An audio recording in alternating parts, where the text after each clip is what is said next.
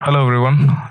In this video मैं आपसे share करूंगा मेरे व्हीकल में आफ्टर 1 लाख किलोमीटर्स क्या सर्विस कॉस्ट आया है, क्योंकि एक मेजर सर्विस में किया हूँ इसमें। Major service in the sense, जैसे आपके मैं बताया था मेरे पुराने वीडियोस में कि लोअर आर्म्स सस्पेंशन का थोड़ा सा काम बाकी है मेरे व्हीकल में, जो मुझे करवाना था, जो मैं नहीं किया था। और when you own such kind of vehicle like CR-V, इसमें आपको इश्यूज ये आते हैं कि स्पेयर पार्ट अवेलेबिलिटी आपको रेडीली नहीं होगा। आपको कॉल करना होगा उन्हें और आपको बुक करना होगा। तो ये थोड़ा-सा चीज़ें हैं जो इश्यूज़ हैं। इसके अलावा ऐसा कोई ख़ास दिक्कत हुआ नहीं मुझे। तो सो लेट्स बिगिन। मैं आपको जहाँ-जहाँ पॉसिबल हो सके मैं बिल भी शेयर करूँगा, क्या सर्विस कॉस्ट आता है, क्या लेबर चार्जेस आते हैं और कितने किलोमीटर्स में क्या-क्या मेजर सर्विस मैंने करवाया है। To be precise like before 1 lakh kilometres मैं इसका ट्रांसमिशन ऑयल रिप्लेस कर लिया था और कूलेंट वगैरह चेंज कर लिया था। और उससे उससे पहले एक बार ही मेरा बस ब्रेक पैड चेंज हुआ है और ऐसा कोई मेजर सर्विस हुआ नहीं है जिसमें आपका स्पेयर पार्ट्स लगे। तो बेसिक वही आपका ऑयल चेंज वगैरह रहता है और हार्डली वो 8 से 10 हज़ार के अंदर हो जाता है। और जब जब आप स्पेयर पार्ट्स का बात करो तो ओके, तो अभी मेरा व्हीकल चल चुका है 1,07,000 और 8,000 किलोमीटर्स। और एक किस्सा मुझे बताना है, क्योंकि 1 लाख किलोमीटर्स तक जितने भी रबर कंपोनेंट्स होते हैं व्हीकल में वो ड्राई अप हो जाते हैं और काफ़ी ज़्यादा वल्नरेबल होते हैं पॉटहोल्स को, तो इजीली वो फिर डिग्रेड होने लगते हैं। तो ऐसे ही 2 पॉटहोल्स में हिट किया, एक राइट टायर में, एक राइट व्हील में और एक लेफ्ट व्हील में। तो दोनों व्हील्स में काफ़ी डैमेज हुआ। व्हील्स में तो डैमेज नहीं हुआ, I mean the lower arm bushings पे डैमेज हुआ और एजिंग की वजह से वो बुश थोड़े से क्रैक हो गए, जिसकी वजह से आपका जब आपका लोअर आर्म डैमेज होता है, the moment you drive over a rough patch of roads या फिर कोई बड़ा डीप पॉटहोल हो, तो उस सब जगह में you will feel the vibration in your steering column और आपके नीचे के फुटवेल एरिया में भी वो चीज़ काफ़ी ज़्यादा वाइब्रेट होता है। और एट द सेम टाइम जहाँ पे एबीएस किक नहीं करना चाहिए वैसे जगह में भी जब आप ब्रेकिंग करने का ट्राई करो उस जगह में भी एबीएस किक हो जाता था। तो ये सबसे ज़्यादा प्रॉब्लम लगा मुझे। तो जिसकी वजह से मैं एक लेफ्ट फ्रंट का lower arm, right lower arm, ये 2 चीज़ मँगाया था। एंड बिलीव मी, ये चीज़ नॉर्मल व्हीकल से थोड़े से कॉस्टली आते हैं। और लेफ्ट लोअर आर्म का प्राइस जो आया था मुझे अराउंड 15,700 के आसपास आया था और right lower arm something around 12,600 ऐसे कुछ आया था।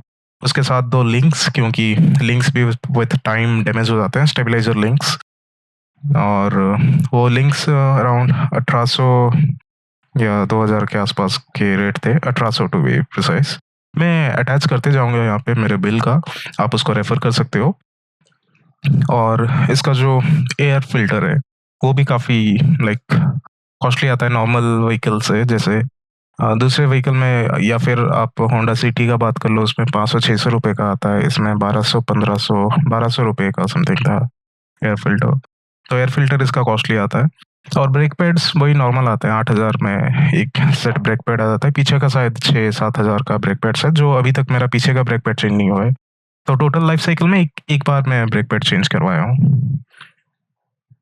1 बार या 2 बार, 2 बार चेंज कराया हूँ। नहीं, 45 एंड हाँ, 2 सेट ब्रेक पैड लगे हैं, मतलब 50,000 में 1 ब्रेक पैड्स आप मान लो। तो वो एक खर्चा। दूसरा, आपको ट्रांसमिशन ऑयल चेंज करना होता है एट 75-80,000 में ट्रांसमिशन ऑयल, जो काफ़ी महँगा आता है, 15,000 रुपए का ट्रांसमिशन ऑयल आता है।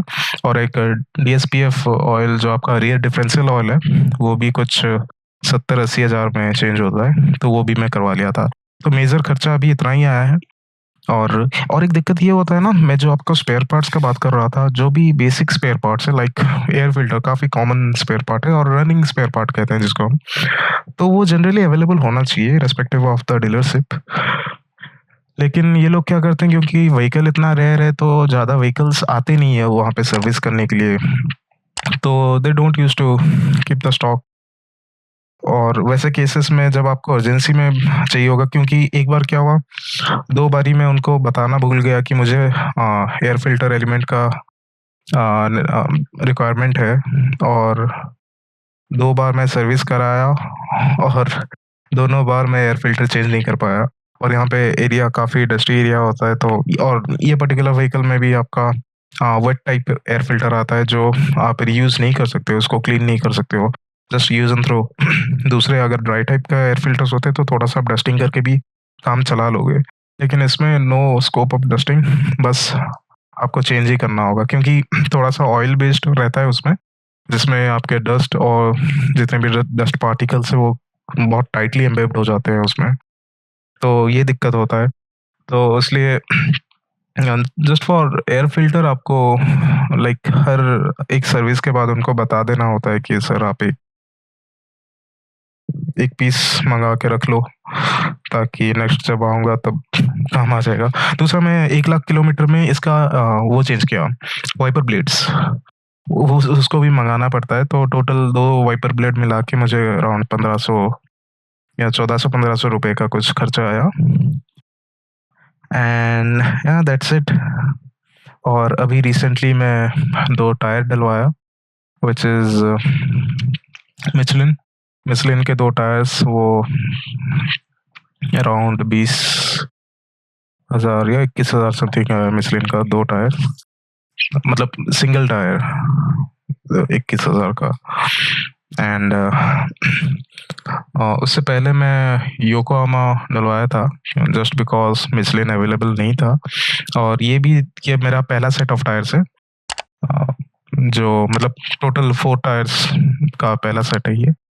और जो कंपनी फिटेड था वो भी मिचेलिन था, वो आराम से 1 लाख किलोमीटर चल गए। और टायर लाइफ और ज़्यादा हो सकता था, but because of my negligence, थोड़ा-सा अलाइनमेंट इश्यू की वजह से उसको एक्चुअली मैं एक ट्रिप में था, 3000 किलोमीटर का ट्रिप था, और मैं सोचा हाँ, थोड़ा-सा डेविएशन है, I will check it later. जब घर आया, वो डेविएशन भी मतलब इतना पता नहीं चलता था। ये व्हीकल में अगर अलाइनमेंट इश्यू है तो ईज़िली वो इतना पुल करता है नहीं। तो इसलिए ईज़िली पता नहीं चला कि काफ़ी ज़्यादा इश्यू है। तो जब तक मैं घर आया, थोड़ा-सा लाइक 1 एमएम तक इनर साइड वेयर हो गया था टायर का, तो इसलिए मुझे एक सेट थोड़ा प्रीमेच्योरली चेंज करना पड़ा। Rest everything is fine. और इसके लेबर चार्जेज़ का बात करोगे तो थोड़ा-सा लेबर चार्जेज़ में ज़्यादा है। मैं यहाँ पे अटैच कर रहा हूँ, आप देख सकते हो। और वैसे कुछ इम्पोर्टेंट दिक्कत मुझे आज तक हुआ नहीं है। और रिलायबिलिटी का तो नाम ही है होंडा, और पीस ऑफ माइंड जो आपको मिलता है ये व्हीकल के साथ, इसलिए I prefer Honda.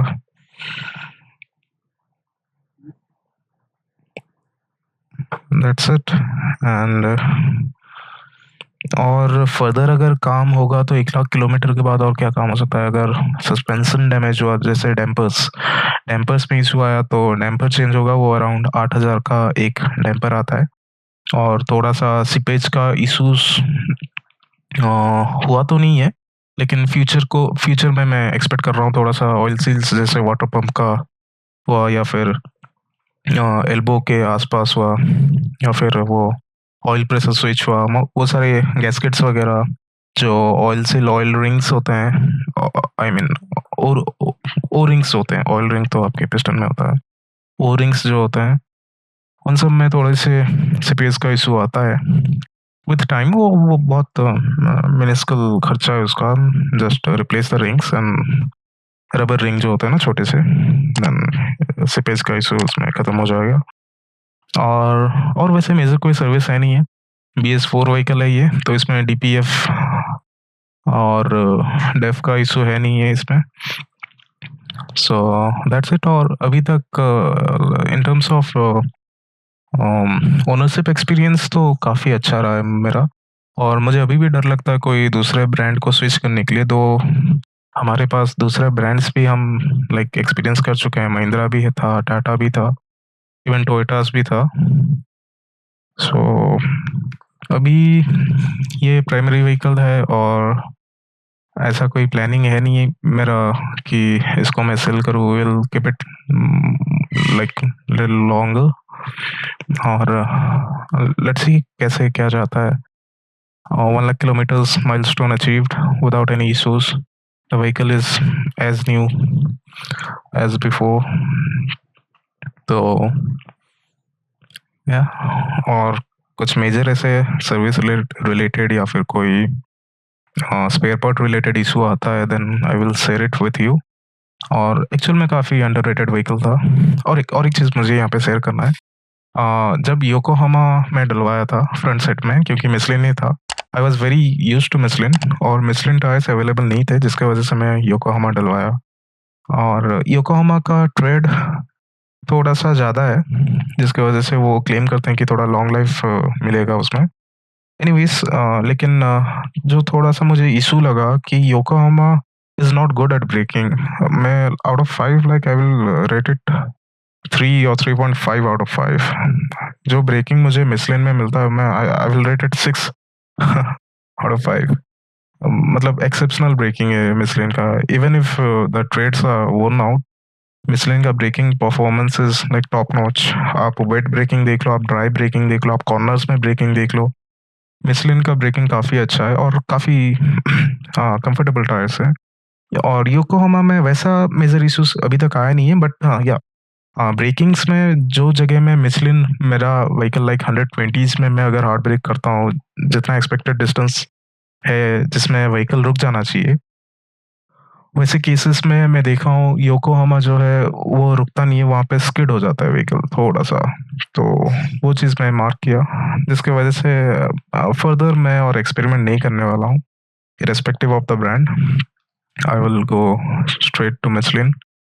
And Continentals उस केस में काफ़ी क्लोज टू मिशलिन है, लेकिन कॉन्टिनेंटल का लाइफ थोड़ा-सा कम रहता है just because of the performance oriented रहते हैं वो टायर्स थोड़े से। तो कम्फर्ट वगैरह सारे अच्छे हैं, लेकिन मिशलिन के कंपैरिज़न में थोड़े से लाइफ कम रहता है कॉन्टिनेंटल्स का। और ब्रिजस्टोन के साथ तो मतलब 36 का है अपना। So I am not going to Bridgestone anymore. Bridgestone भी हम यूज़ कर लिया, ऑलमोस्ट सारे टायर्स यूज़ कर लिए हैं। सो या दैट्स इट। अगर आपका और कोई ऐसे क्वेरीज़ है anything, then do let me know in the comments below. So thank you.